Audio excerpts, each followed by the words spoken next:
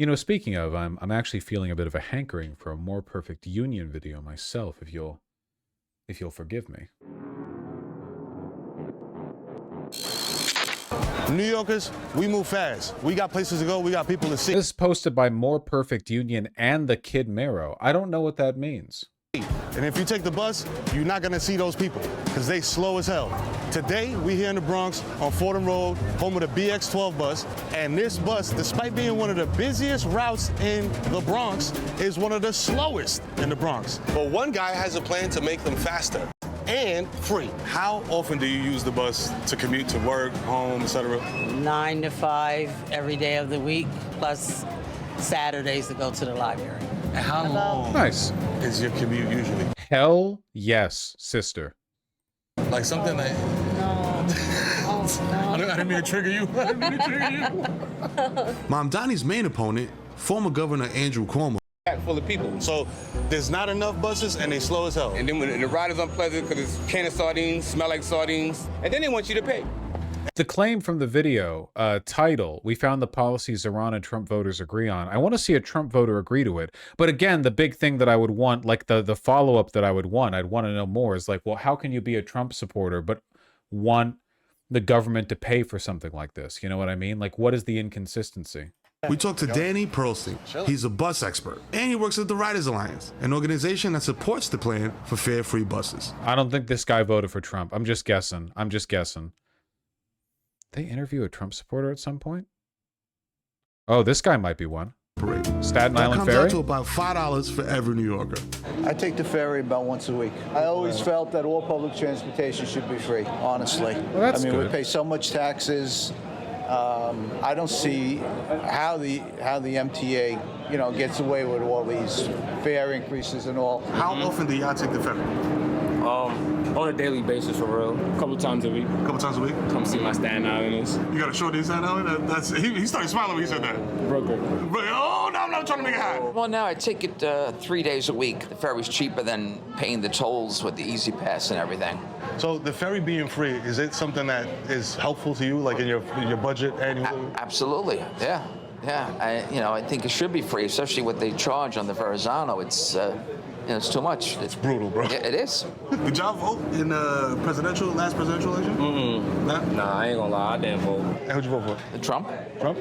Okay. And so the mayor's election is around the corner in November. Right. So does this guy only support the free Staten Island ferry, or does he support free buses as well?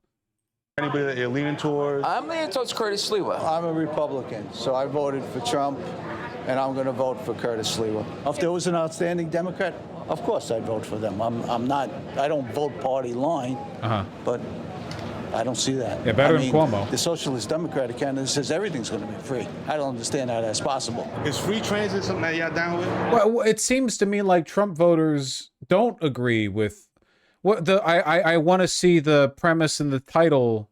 Yeah, this is America, bro. Like, we all trying to get the way we going, do what we gotta do. Why do we have to pay? That's like us paying for hospital bills and shit. Like, if we get hurt, why we gotta pay if we get hurt? That don't make no sense. Like, certain shit just be backwards. Like, they should free transportation, free medical. All that shit should be free. The policies are popular.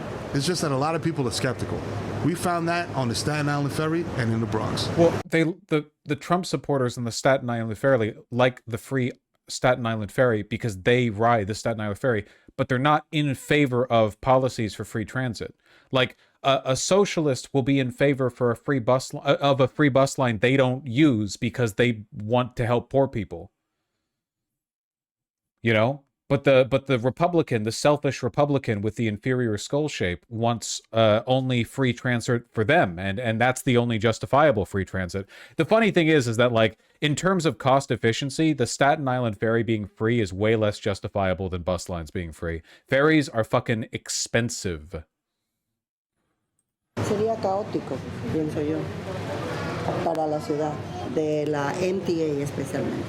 Making the buses free only makes it bad for the workers. I think it's going to be even slower. So if we don't pay our fares, Albany's going to cut the services. I've been talking to random people out here. I don't know.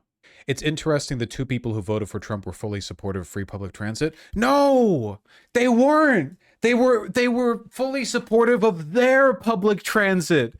Why do people always make people on the left always make this mistake, man? They're always like, oh my God. It would be like assuming every right-wing farmer in America was a socialist because they like their own subsidies. You know what I mean? So as you can see, every Trump voting farmer in America is actually in favor of government paychecks, you know? Now, I guarantee you if the Republicans introduced a bill that guaranteed Medicare for all, but only for people who voted Republican in the last election, a majority of Republicans would support it. There is no limit to the fucking depravity of these people. It's not welfare if I'm white. Ayn Rand's official position. How are we ever going to fix this? Honestly, like, American individualism, insofar as it expresses itself here, is just a failed experiment. Nobody believes that society works anymore, or at least conservatives don't. You know, like these are two mutually exclusive positions. Conservatives, at one hand, believe that America is exceptional, but believe every individual thing in America is bad. It doesn't work, you know. These people have no love of country, and they have no desire to improve their environment. They don't care about anything being better unless it directly affects them. Their world is just that. It's their world, and everything outside of it is of no concern. These are people who are unbothered by the fact that with the money we gave to Argentina, or are going to give to Argentina, the money we have promised Argentina, that was more than enough to keep USA afloat. Millions of people have died or are dying or will die. Horrible, horrible deaths. Famine, malnutrition, AIDS, all because of this relatively cheap program that we were keeping afloat, USAID, and they do not care because it's outside of their bubble. Everything, it all just goes back to that fundamentally. And what I'm talking about here, by the way, is not even empathy. Because even if you were unempathetic, even if you were like a machine who had no feelings, you could make a bulletproof, mathematical, empirical argument for the idea that this way of thinking is bad for society overall. The idea that, like, a society where everyone only prioritizes the things they directly benefit from and disregards everything else is a society that is guaranteed to collapse. It is not about empathy, you know? You could be totally without empathy and still recognize that if you live in a country where no one gives a fuck about cleaning up after themselves because it's not their job, your country will get really dirty. Look at the difference between, I don't know, pardon me, Masaigo, the difference between the streets of an American city and Tokyo, you know? A lot of that is just culture. Part of it is like urban planning and budgetary decisions, but a lot of it is just like in America, a lot of people think like, literally, who gives a fuck? No one cares, so I won't care. Toss the trash on the ground, leave shit everywhere. If you don't care about homelessness because you're not homeless, like, that's great, dog, but your city is going to experience urban decay. Like, even if you don't give a fuck about the well-being of these people, even if you don't care at all whether every homeless person in America lives or dies, it is objectively worse for the whole country, including you, to live in one that allows homelessness to exist because it contributes to a whole bunch of negative externalities that affect you. Now you don't want to go downtown. Now when you go downtown to shop or grocery shop or walk around or like play host to your family or whatever else, now it's dirty and gross everywhere and it's weird and there's homeless people to avoid and step over. Even if you didn't give a fuck about them, you still don't want that to happen. It's a selfish case for social pragmatism. It's not, so I guess my argument is that it's not even selfishness, because a truly selfish person would understand that you benefit everyone, including yourself, by caring about more than just you. It's like malicious, maligned, self-destructive selfishness, and it's at the root of the conservative movement. That is the fundamental, like, beating heart from which everything else stems. It's a mental illness. It's a flaw in the brain that can be cultivated through through social reinforcement.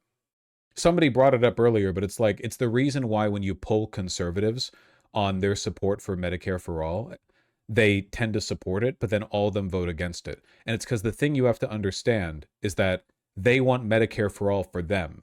When they hear a question from a pollster, you know, How do you feel about the idea of single-payer healthcare, where you don't have to pay anything at the point of service? They love that idea. But then, if implemented into policy, it would affect everyone, which means the blacks and the browns and the so-ons would have it, and they hate that. It's just that simple. They're just evil.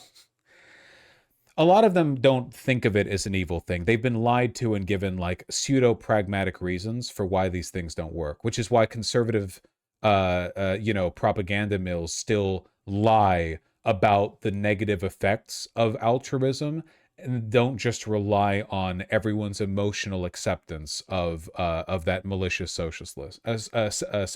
You know what I mean? It's just inhuman. When I canvassed for Bernie in 2016, I remember conservatives supporting M for A, but would explicitly tell me they do not want it for unemployed immigrants. Yeah. DeSantis is trying to get rid of property taxes, and it's probably going to succeed because a lot of Florida homeowners want it. Listen, DeSantis getting rid of property taxes is based because I can't think of a better, faster way to drain the state's budget at a time when it desperately needs it.